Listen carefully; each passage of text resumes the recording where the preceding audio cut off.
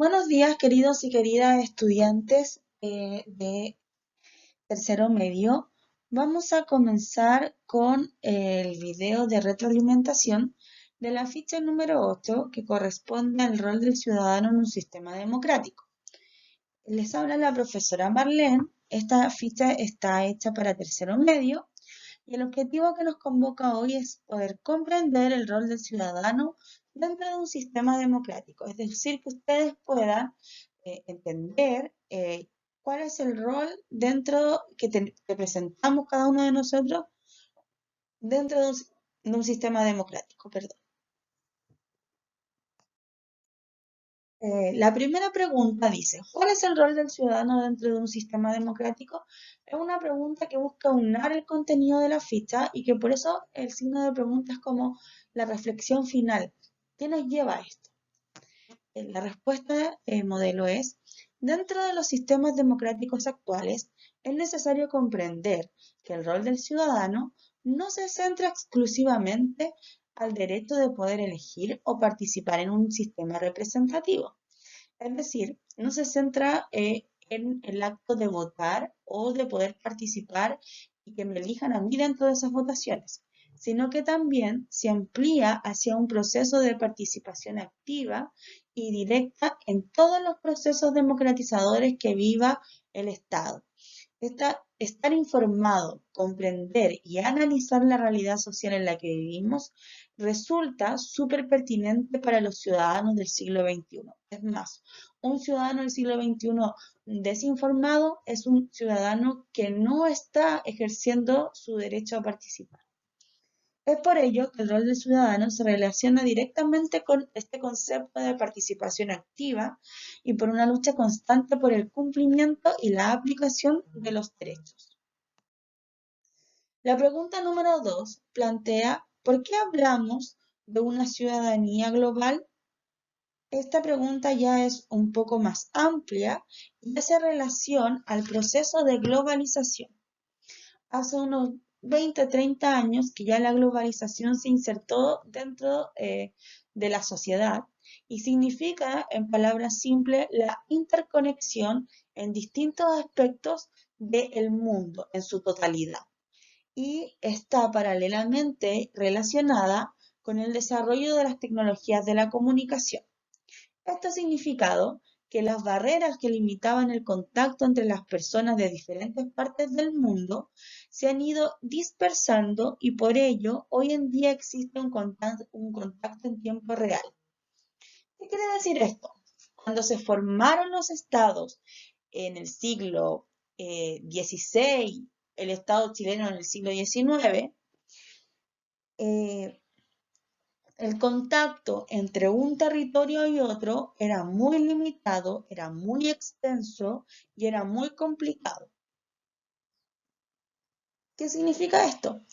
Que una persona de 50 años, ya viviendo su adolescencia en los años 60, en los años 70, le habría sido totalmente imposible pensar, siquiera creer, que podría haber un celular que le permitiera conectarse con algún familiar en China, por ejemplo.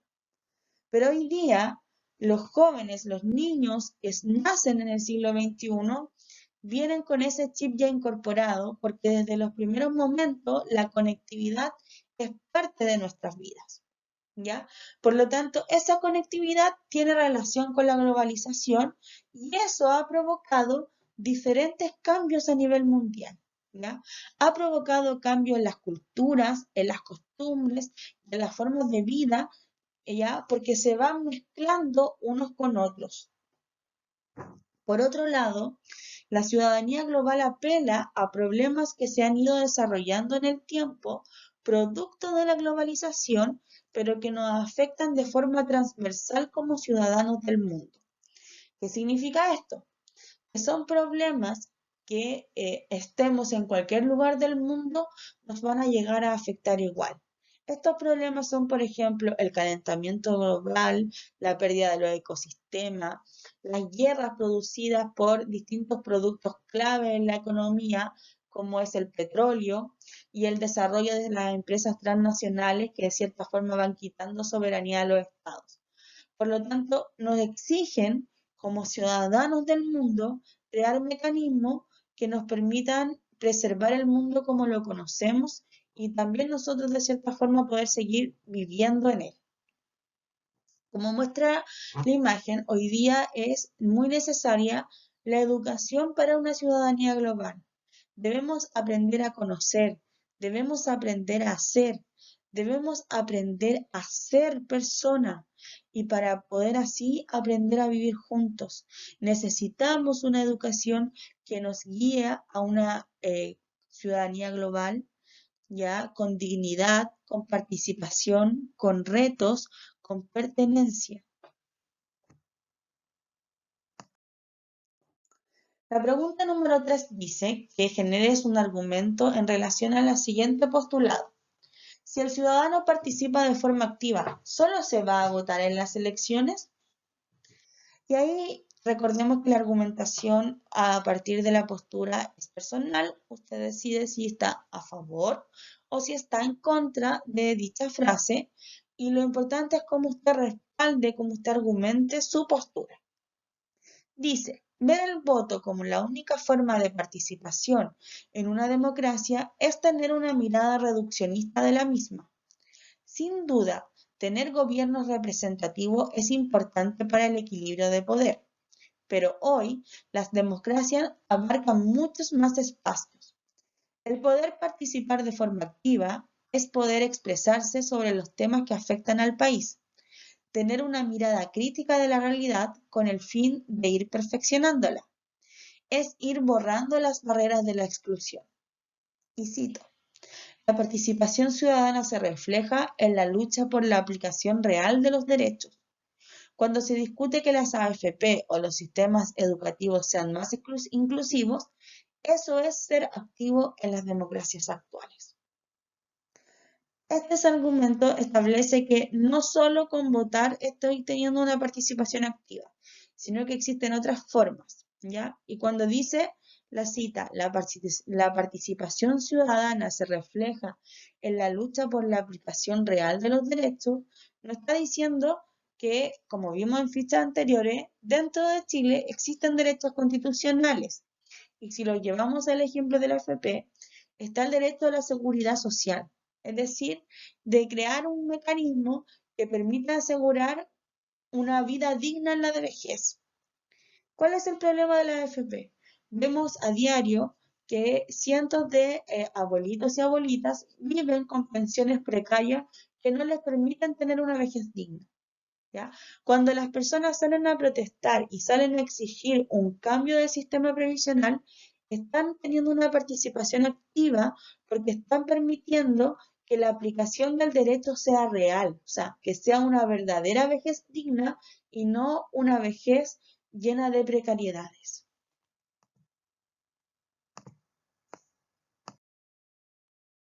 Luego, debemos leer el recurso 1 y 2 de su libro de historia. El recurso 1 utilicé la técnica del destacado, ya coloqué los títulos con rosado, la base con azul y las características con verde. El recurso número 1 habla de las normas morales y de las normas jurídicas. Dice que las normas morales tienen una exigencia de carácter universal, indican el modo en que cualquier persona debería conducirse si es que quiere comportarse humanamente. Hay que asumirlas como propias de modo consciente y libre, y cuando nuestro comportamiento no atiende a esas normas es considerado inmoral. Y las normas jurídicas las establecen las autoridades en el seno político, van dirigidas a todos los habitantes de un territorio, cuentan con el respaldo del poder político y con la posibilidad de hacerse cumplir mediante la fuerza, está ligada al ámbito del derecho y de la legalidad, y cuando no se cumplen, se está teniendo una conducta ilegal. El texto número 2 tiene relación con el civismo o la expresión de las virtudes cívicas y dice que existe una necesidad creciente de poner en manifiesto el papel que el ciudadano debe tener frente a las democracias liberales. Si hemos puesto el énfasis en la responsabilidad, la tolerancia y la solidaridad, como deberes básicos del ciudadano, ¿ya? Que lo van a llevar a tener una acción civilizada, es decir, contribuir a que la convivencia cotidiana sea más fácil y amable, ¿ya? Basada en el respeto que se le tiene a las personas.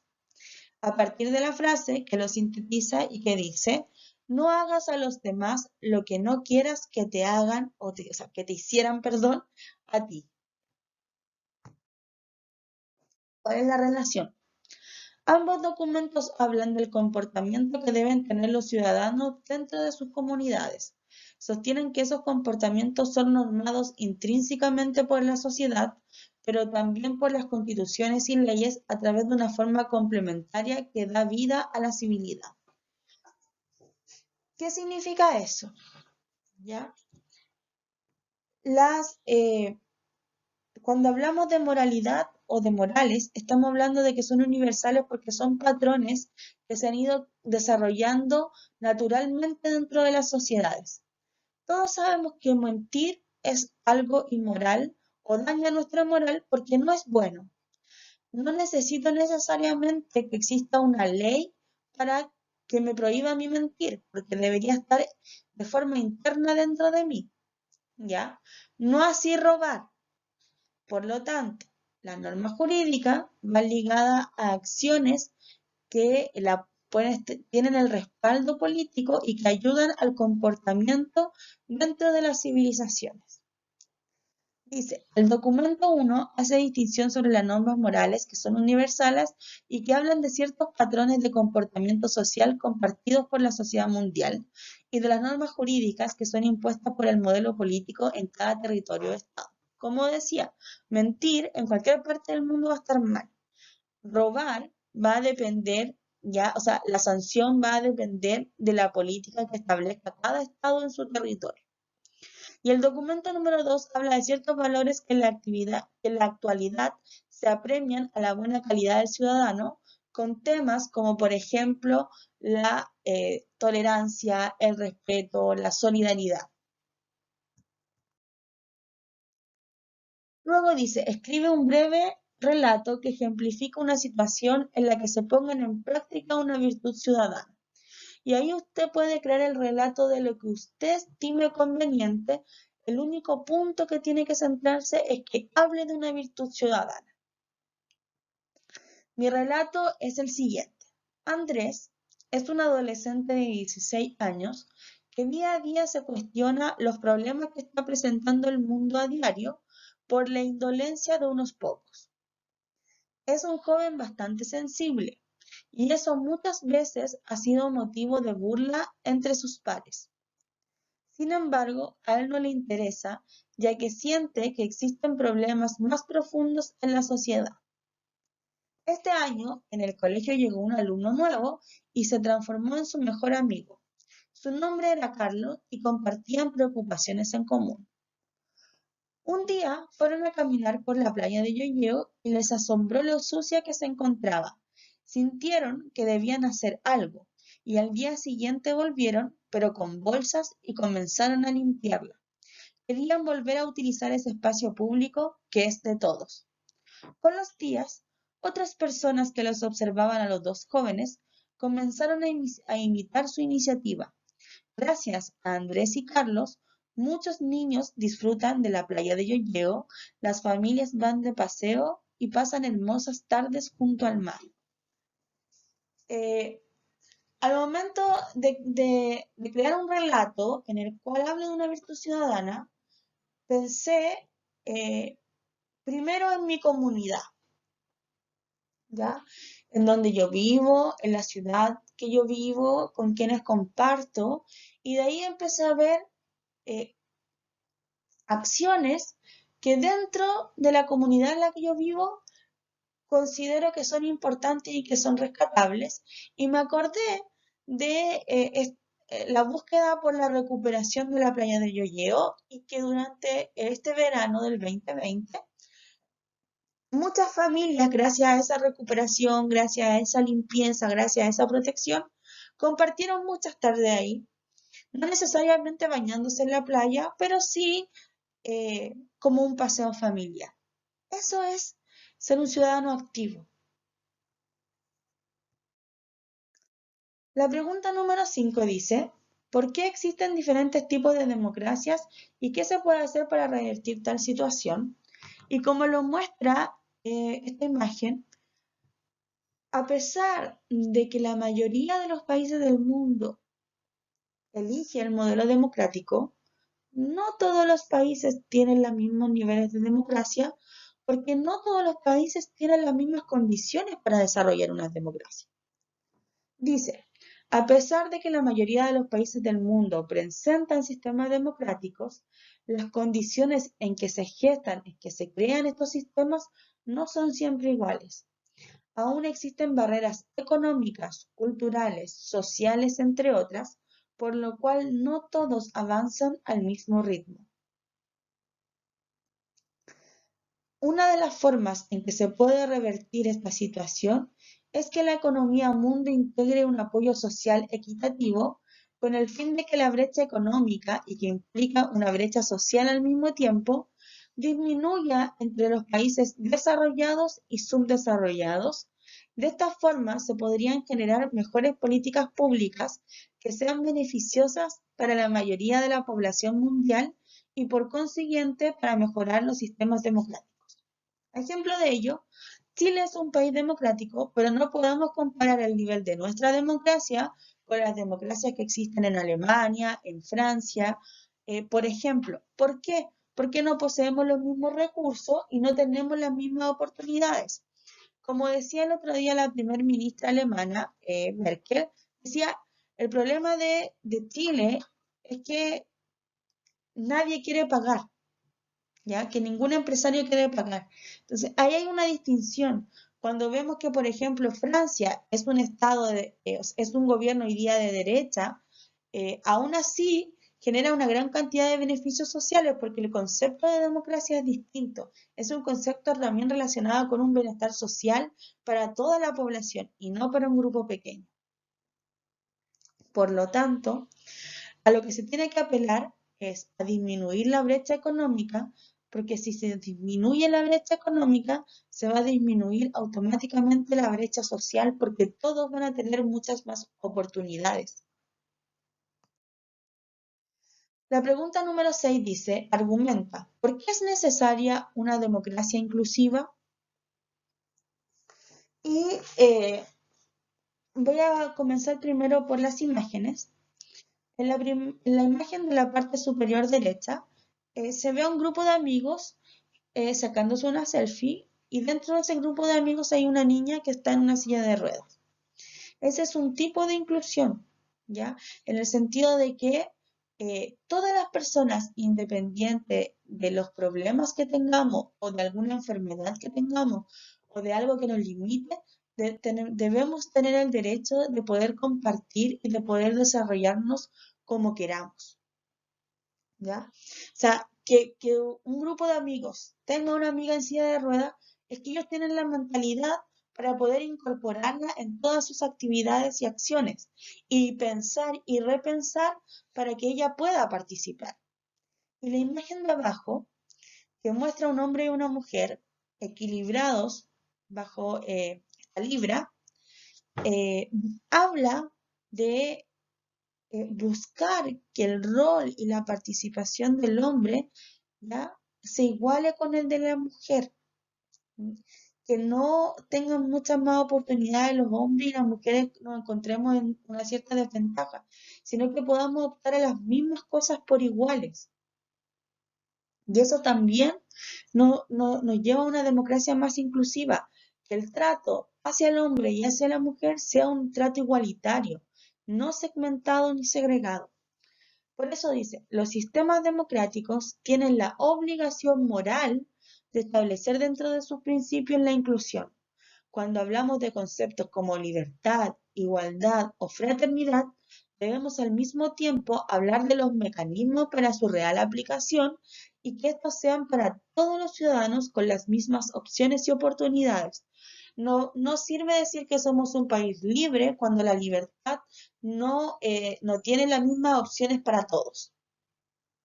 No podemos hablar de una democracia real cuando siguen existiendo barreras de género, etnias, sociales, laborales, entre otras. Por ello, las sociedades deben avanzar hacia la inclusión para que en un futuro no existan tales diferencias. Todos tenemos los mismos derechos y ellos deben ser gestados en una sociedad tolerante en base al respeto y la ayuda mutua. Espero que hayan comprendido el contenido, que se encuentren muy bien y nos vemos pronto en una próxima cápsula de historia. Adiós.